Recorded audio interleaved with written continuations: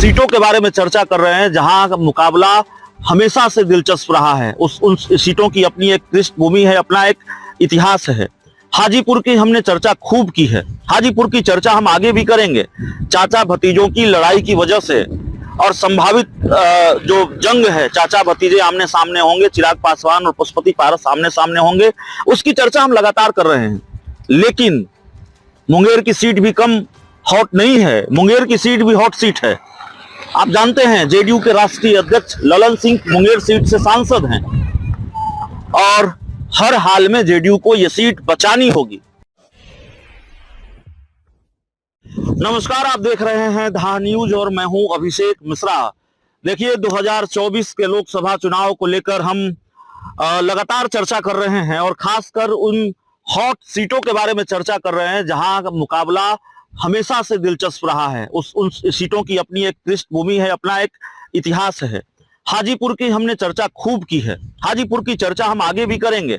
चाचा भतीजों की लड़ाई की वजह से और संभावित जो जंग है, चाचा भतीजे आमने सामने होंगे, चिराग पासवान और पशुपति पारस आमने सामने होंगे, उसकी चर्चा हम लगातार कर रहे हैं। लेकिन मुंगेर की सीट भी कम हॉट नहीं है, मुंगेर की सीट भी हॉट सीट है। आप जानते हैं जेडीयू के राष्ट्रीय अध्यक्ष ललन सिंह मुंगेर सीट से सांसद हैं और हर हाल में जेडीयू को यह सीट बचानी होगी। इस सीट पर जीतना होगा, इस सीट से जीतना होगा। जो नीतीश कुमार विपक्षी एकजुटता को धार देने में जुटे हुए हैं, विपक्ष का चेहरा बनेंगे ऐसी उम्मीद नजर आ रही है और बन जाएं, लेकिन मुंगेर सीट न बचा पाएं तो फिर क्या साख रहेगी जेडीयू की, क्या साख रहेगी ललन सिंह की। जेडीयू के राष्ट्रीय अध्यक्ष हैं और ललन सिंह की चर्चा हम इसलिए कर रहे हैं और हम ये बात इसलिए कर रहे हैं कि मुंगेर मुश्किल है इस ललन सिंह के लिए। कितना मुश्किल है ये देखना होगा, लेकिन मुंगेर में लड़ाई आसान नहीं होगी ललन सिंह की इस बार, क्योंकि जिन्होंने ललन सिंह को एक बार हराया था उन्होंने फिर दावा कर दिया है, ऐलान कर दिया है कि मैं चुनाव लड़ूंगी। और एक बार हरा दिया, एक बार जिताकर भेजा ललन सिंह को, फिर हराऊंगी। और मुझे गर्व है कि मैं मुंगेर की बेटी हूं।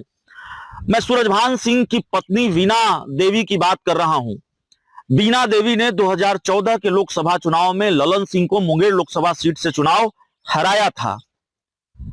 सूरजभान सिंह का रसूख क्या है बिहार की राजनीति में, यह बताने की जरूरत नहीं है और खासकर उस इलाके में कितना प्रभाव है यह भी बताने की जरूरत नहीं है।